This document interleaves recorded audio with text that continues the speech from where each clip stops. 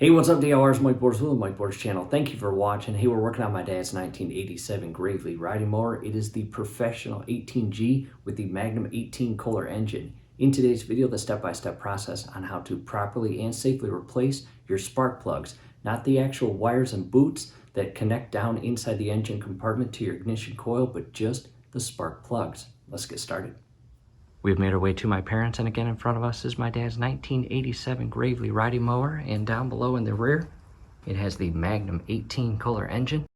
And we've been doing a lot of work to this. Down below in the comments and description will be several helpful video links, one of which is replacing your voltage regulator. And we used the Gravely specific color-coded spray paint, and a link down below in the comments and description on where to purchase that product. How nice is that? However, again, we are going to replace both of our spark plugs. You got one on the left-hand side, one on the right. And believe it or not, those are the original spark plug wires and boots, still painted from the manufacturer back in 1987. That will be our next project after replacing the plugs, and that helpful video will be down below in the comments and description. The wires feed inside that panel or cowling and connect to the right side of our flywheel and flywheel fan assembly. So again, that link will be down below. What we'll do first is cut all electrical power and disconnect the black negative cable from the battery for safety purposes. Camera now positioned looking directly at the battery, and again we are going to disconnect the black negative cable from the terminal of the battery and cut all electrical power to the system. And DIYers, down below in that mix of videos you will find a link on how to properly and safely replace your battery.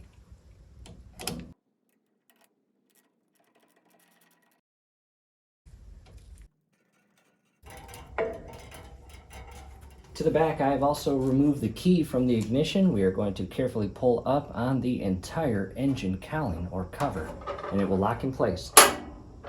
From here, again, one spark plug on the left-hand side, one spark plug on the right. And DIYers, if you have just recently run your engine, I strongly encourage you to allow the engine to cool off for a couple hours, maybe even overnight, so you don't burn yourself. Because you've got your exhaust manifold, your muffler, and several additional parts inside here that heat up fast and get hot and can burn you. However, my dad's tractor has been shut down for a few days now, so it is cold. So with that said, we are going to continue, and we are going to start with the left-hand side. Camera now position. We are again starting with the left spark plug and boot. Don't grab it by the wire or cable, grab it by the boot itself and down below just above the plug, and pull up carefully in a straight manner. Set that aside, and DIYers, down below in the comments and description will be a link to purchase a spark plug specific socket, and this is a deep socket and a magnetic socket. Again, a must-have. And again, the importance of having a cool engine. In the event that you have just recently run your engine, these spark plugs are going to be extremely hot. Just be careful. From here, without damaging any surrounding parts, go ahead and loosen it up and remove it. And the spark plugs themselves should not be aggressively tight.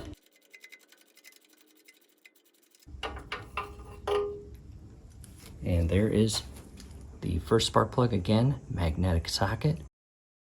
And as far as the overall condition of the electrode and base of the plug, it's not that bad. However, time to replace both the plugs. Camera now position looking at the right side spark plug, and again carefully grab the boot itself, pull up and shift the boot aside, followed by carefully unscrewing and removing it with the spark plug specific magnetic socket.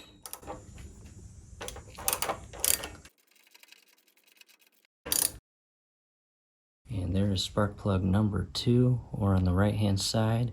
And the electrode definitely does not look brand new, but again, it's not that bad. It's not smothered or submerged in oil. A little burnt, but that's normal. Time to go grab the replacement plugs. Here we are to the workbench, and again, old spark plugs on the left hand side, the exact replacement number CR45 Tango Sierra. And we will open the brand new spark plugs here shortly and properly gap them. We are not going to bore you with the gapping process. In the event that you need guidance on how to properly gap spark plugs, definitely check out the link scrolling above. It will also be down below. In our case, spark plug gap, that top line, feeding over 0.025 inches. We will do that now. However, real quick, a view of the ignition schematic. And as you can see, the spark plug And there are the boots that feed down inside the engine compartment to the ignition coil. And there's your stator. Brand new plugs removed from the boxes, and again, CR45 Tango Sierra. And there is the gap tool. We will also have a link down below in the comments and description on where to purchase that. We are back to the Gravely mower. We are going to reverse the steps, and DIYers, extremely important. Do not cross thread these plugs inside the threaded inserts of the cylinders. That would not be good. They should go in extremely easily, as shown here. And in the event that they become hard to turn, stop rotating them clockwise, rotate them counterclockwise, allow the thread to reset, wiggle it just a little bit, and continue turning it clockwise. From here, transitioning back to the spark plug specific magnetic socket, and do not over tighten the plugs. Again, these should go in extremely easily, as shown here.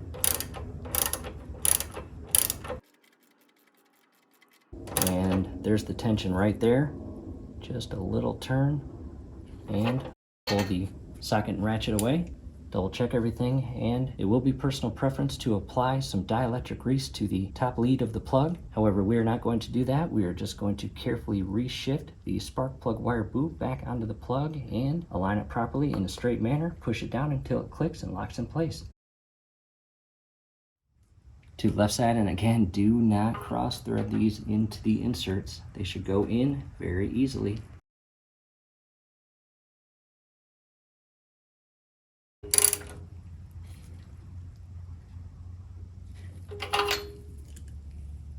Followed by resecuring the boot. And from here, DIYers, just double check everything. Make sure you're not leaving any tools or flashlights or anything loose. From here, we'll hop back to the battery, reconnect the black negative cable to the terminal, and start the engine and go for a test drive.